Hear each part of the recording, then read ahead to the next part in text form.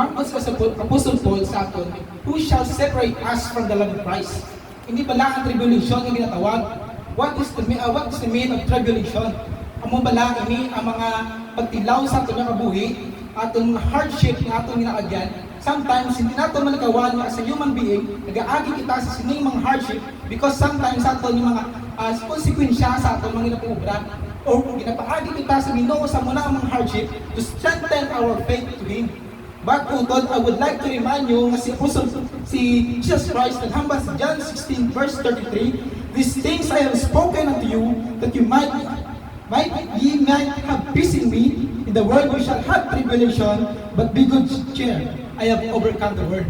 Ano ba lang nga kabalaka pala kita sa mga pagtilaw ng hardship sa kabuhi, but tandaan ginatong mga utod na Jesus Christ has overcome the world. Siya nakabalo sa aton, ano man ang aton nadampan. That's why we trust Him fully, hindi halfly, but we trust Him because siya ang nakabalo, ang nakabot sa inyong kalibutan. That's why tribulation hindi makapasiperate sa gugma sa aton sa Ginoo because He overcome the world. Kung kamo magapabilin sa akon kag ang akon mga pulong magapabilin sa inyo, dayon pangayo kamo sa bisan ano nga baluyag ninyo kag ihatag ko inyo. Mangamuyo ta. Dalayaw naman nga may nga labi nga manan sa tanan. Salamat nimo sa sining atay kainan nga ginhatag mo gid samon. Parigada nagapalapit sa misyon o nagapangayo kami Ginoo sa katawran sa salaang nahimo naman dito sa imo. Please mo man Lord ang inyong mga bulatan Ginoo. Tanan ginabalik nila ang kadayaw ko. Salamat sa ngalan ni Kristo Jesus ang person ng Diyos. Kung magapadayon kita sa pagpangalagad sa iya, makita natin kung ano ang resulta kung nagapadayon kita nga maging matutong sa pagpangalagad sa Ginoo. Kagin ang pulong sa Ginoo sa aton tagipusoon or sa aton nga dughan kung nagapadayon kita sa pagpangalagad sa Ginoo. Kaya sa nahambal diri kung hindi ka matutong sa pagpangalagad sa Ginoo, dala naton makita nga kinahanglan naton mga utod nga mangin matutom lang gid sa pagpangalagad sa Ginoo sa ano man nga mga pagtilaw nga nagaabot sa aton nga kabuhi. May sino kita bala para magsalit sa atong regulingon. Makasiling ta nga kaya ko ni, pero sa aton kung nuna, ang pamangkot mahimo mo na, makaya mo mahimo, pero hindi mo bala matapos. Muna kinahanglan ta Ginoo, saligan ta gid sa aton nga hindi pa siya lang gid ang saligan ta ulan sa iban. Pero kinahanglan ta ma-pray kita sa Ginoo, ma-ask ta sa wisdom kay example sa sinitiyon sa pag-preach. Kung kulang ni sa pangamuyo, hindi mapatpat sa tadlong mo ang wisdom sa Ginoo para mapatsagan tayo ang presence, kinahanglan ta man palapit siya.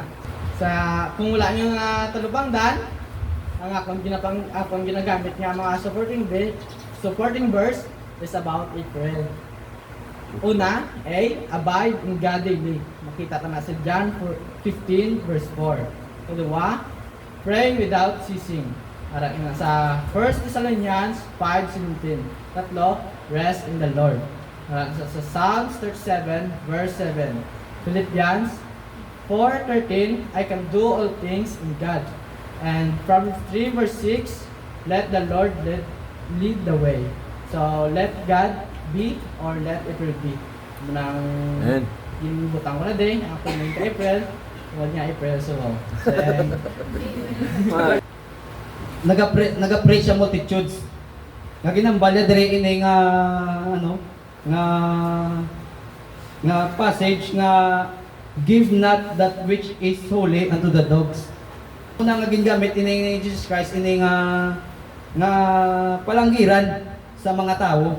Pag subong, may ngayambal ang akon nga first point. Ang akon nga title gali is The Value of the Word of God. Kumbaga kung ano ang value sa Word of God para sa katawhan. Kag may ara ko isa ka pamungkutanon sa inyo. Kung sa diin tabla ma-preach or ma-share ang Word of God, sa diin or sa kay sino.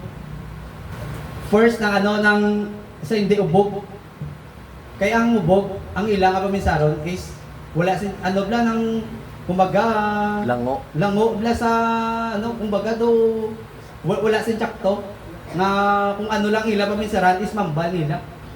Kumbaga kung anong ihatag mo sila is kumbaga do kutsaon lang nila. Kung tabi nila sa ilang nga pamisaron is daw joke lang or daw pangpatawa amo na bla. Nga dapat kung kita nga mga share sa word of God, dapat pilion tang tao nga aton nga siran.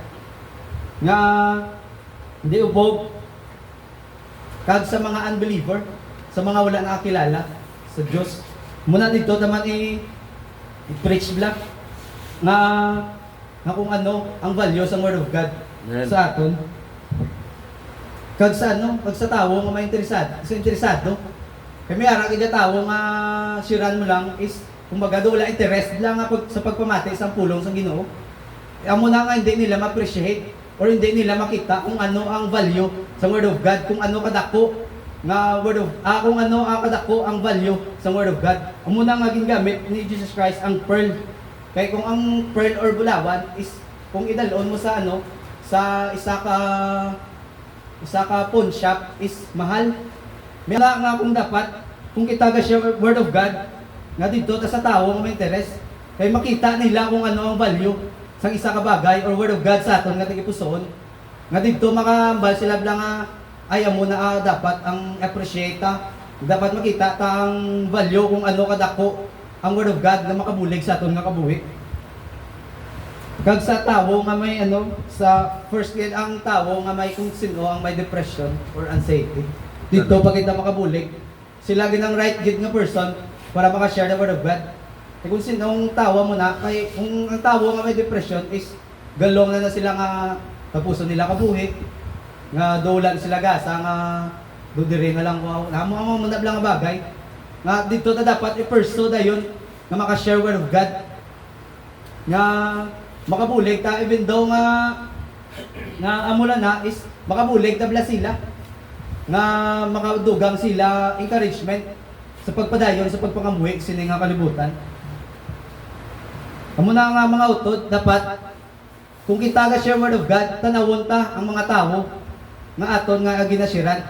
Eh para hindi ma-neglect or hindi nila pagpabayaan, kundi makita nila ang value or ang appreciation nila sa Ginoo, kung anong ginimo sa Ginoo para sa aton nga kabuhi. Pag sa akon nga ikaduha nga punto, is the right place sa dendang itsakto nga lugar nga maka-share the word of God. Una, hindi sa bar. Amen. Kay ang bar, kabalo ka mo, ano nang ginahimo da? Naga-inom, naga-saot, bla. Nga dapat, pilion taman is holy nga mga lugar. Arab lang, right man lang nga pagsiran sa aton nga word of God. Kaya ang word of God is balaan. Tapos dalon ta lang sa motong ang ginahimo is nang wala ka puslanan, ang sulod sa ano, is hindi bla maka-appreciate dasang or makita sang value sang word of God. Ang pulong is balaan nga ginhatag sang Ginoo. Amo na ginambal din ni Jesus Christ, ginimo yang gini ang inay nga palanggiran para makita ta ang value. Ang value sang pulong sang Ginoo bagay sa pagserbisyo sa mga tao na aton misyon diri sa kalibutan ngayon padayon ang mga utod. Amen. Kaya, wala gid kami nga gain nga mga bakdanan ko sa teaching English ang premium. Hindi ang ginain na mo palipay ang Diyos. Amen. Subong, kita magbasa sa 2 Corinthians.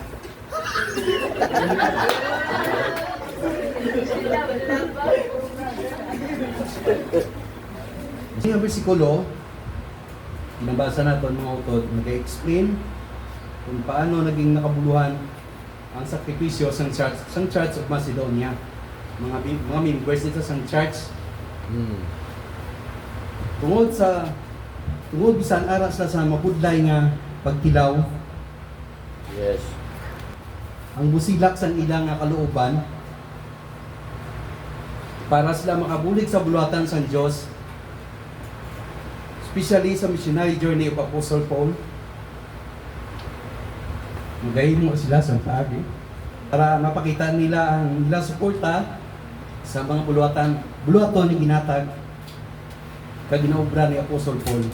Amen. Si Apostle Paul, isa ka missionary, Yes. isa siya ka evangelist, nagalibot siya sa mga madamo nga lugar para iwali ang pulong sa Dios. Parehas ang ato niya ginaobra mga utod.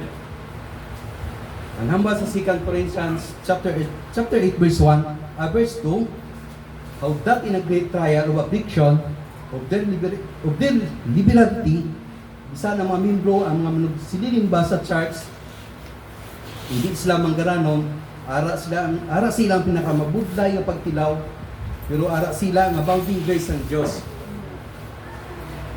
Kagdako ang ilang parte sa missionary journey ni Apostle Paul. Amen.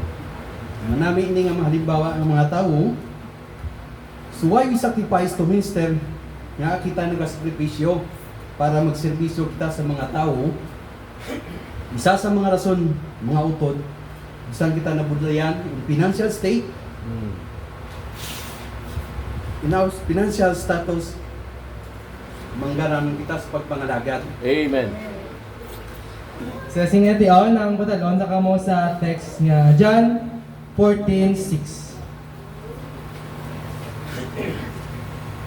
Nang pagbabasa mo lang sundan sa inyong mga mata. Na Jesus said unto him, I am the way, the truth, and the life. No one cometh unto the Father but by me. Sa siningatan ni On, ang atong niya text ni titulanta is The Right Path Has Been Declared. Sa luwad, the right path has been declared.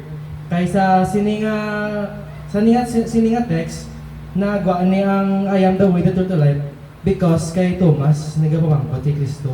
Kundi lang tutuod nga alagyan, di nang alagyan pakadto sa langit. Ang nasasaga tipon sila kay Kristoranay, di amo na nagsige-sige istoryanan nila, nakapabangkot si Thomas kay Kristo. Kundi ba lang alagyan pakadto sa langit. Amo ning masulod ang John 14:6 nga ang ni Kristo nga I am the way, the truth, and the life. Sininga tion ang title taga ni The Right Path Has Been Declared. Ito na naton kung ano bala ang path na ginatawag or ano bala klase nga halagyan. Nang una nga punto is the path that lead us to life. Ang kabuhi, ang halagyan pakadto sa kabuhi. Kabuhi nga no? Kabuhi nga walang katapusan or nga tawag nga eternal life. Kaya kung buksan natin sa Matthew chapter 7 verse 13 to 14, nagamba that enter ye into the straight gate, for wide is the gate and broad is the way that leadeth to destruction, and many there be which go in track. Sa verse 14, because straight is the gate and narrow is the way which leadeth into life, and few there be that find it.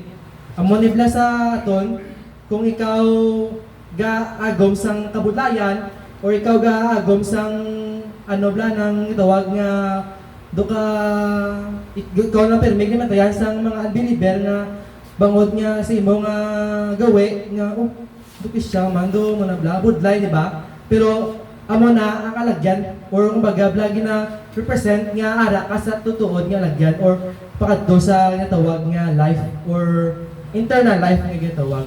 Kay kung sa aton lang mas budlay to kung ang alagyan mong gamay mo kay wala ka giyo kung baga do tanan lang nga imo nga mga giyo ginamatayan na lang kada sa aton may mga kabudlayan as a Christian pero salamat kita bangon sa kabudlayan nang tawag na nang ara kita sa nitawag nga dalan pakadto sa life nga tawag kay amo na mo nang may kabudlayan ang ano mo ang gamba Dios sa verse 13 nga ang 14 ang gamay nga dalan is mabudlay kitid. Amo na apply ta sa aton nga kabuhi nga kung ikaw isa Kristiyanon hindi budlay sa Kristiyanon kay may mga kabudlayan, amo na iba na doon na tawag na kulbaan maging Christian or gatutuwa may Christian bangon sa kabudlayan. Idulaon ta na pamisaron niya mo na kundi ang sulod ta nga hindi lang bangod nga nasulod sa kagustuhan sa Ginoo, taway na. Hindi amo na. May kabudlayan niya tawag ay kung baskong ng tawang tangpas sa mga disciple, hindi apo sila ginagyan. Amen. Amo na labot ibudlay, gina-persecute sila, ginalagas sila, patyon sila. Kaya amo na, as a Christian, hindi ta mag-expect nga taway atong pangabuhi. Hindi ta mag-expect nga abi mo ng Christian ka na okay ng tanan. Amo na sa aton nga life gani, nga kung ara ka man sa kabudlayan, ang Ginoo magabulig si mo. Amo na nga hindi kita magano kay kung ano man ang imong ginabudlayan subong isa punta is ng mayo gina. Mo nang basa ibang gani nga ng suffer now ng happy later. Baga bla masuffer ka subong mo sa katapusan ng happy ka na meron na itawag nga eternal life. Kung ina ang ipili mo nga lagyan is si Kristo. Amen. Kag sa aton nga no nga damo ka pili isang Broadway nga itawag. Uno na taway wala kay gimi paligba niya. Galakat sa dalan nga gakapyot. Tingin ka taway lang wala kami may kay pa ano bla nga nang may kay ginawore bla nga no. Tipigan. May kay bigla Testimony. ano nga testimony. Amo na nga damo-damo nga gaagay sa amo na nga lagyan nga white.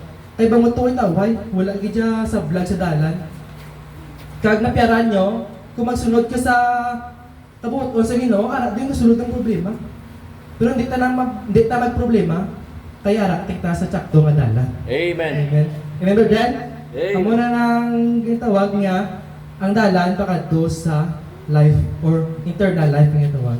Kag sa aton nga second point is the path that lead us to the truth. Hindi lang bangon si Jesus Christ is the way, but also the truth. Ang kamatauran si Kristo. It means He reveals the true nature of God. Number one, ang love sa Ginoo sa atong kabuhi. Nga makita lang tutuol kita sa palangga sa Ginoo.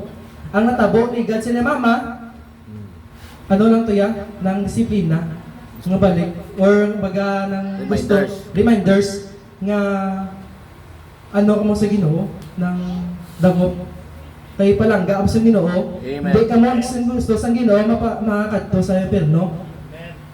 Amen. Preach on. Amo na sa sinakabalayan nakasimbad sila Amen. kag ano palangga isa sa Ginoo. Yes. Amo na pasalamatan ta amo ng problema kay ang problema ay na buligam Japon sa Ginoo kag amo na bangod sa amo ng problema ari kamo di subong ka pamati nang ako ga pamati ko sa inyo por subong pamati kamo subong sa akin. Amen. Na mo na nang tutuod gid na palangga mo sa Ginoo kami itawag nga tawag ng may may reminders nga dapat ko mo sa Ginoo. Yes. Kag ikaduha ang plano sa Ginoo. Plano sa Ginoo sa una, ano mo ko man hindi kuya magano. Ang totoo niya plano sa Ginoo, ma-share agad mo sa pulong sa Ginoo mo. Ti ako hindi ko sa una, grabe pang hindi pastor way ko gift sa wali. Wala ko ano bla kung ano do di man sa ano do mao ko sa ano sa pagdala sa pulong sa Ginoo. Pero ang plano sa Ginoo, madalagi sa pulong sa Ginoo. Ya ari ko di subong, ni katindog nagabali sa pulong sa Ginoo. Kag grasya lang sa Ginoo makabali sa pulong sa Ginoo. Amen.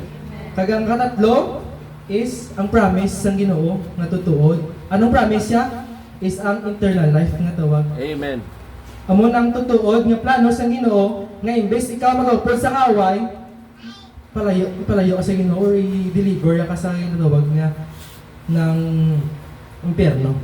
Amo na nga tatlo ka butang nga tutuod gid ang pagpalangga sa Ginoo, ang plano sa Ginoo sa atong kabuhi, kag ang promise sa Ginoo sa atong. Amo na nga hindi tagi paglulugan ang pagano kay ang ang plano sa Ginoo bimon di bla no do joke lang. Pero way kakabalo nga totoo ginagali Yes. ang plano sa Ginoo.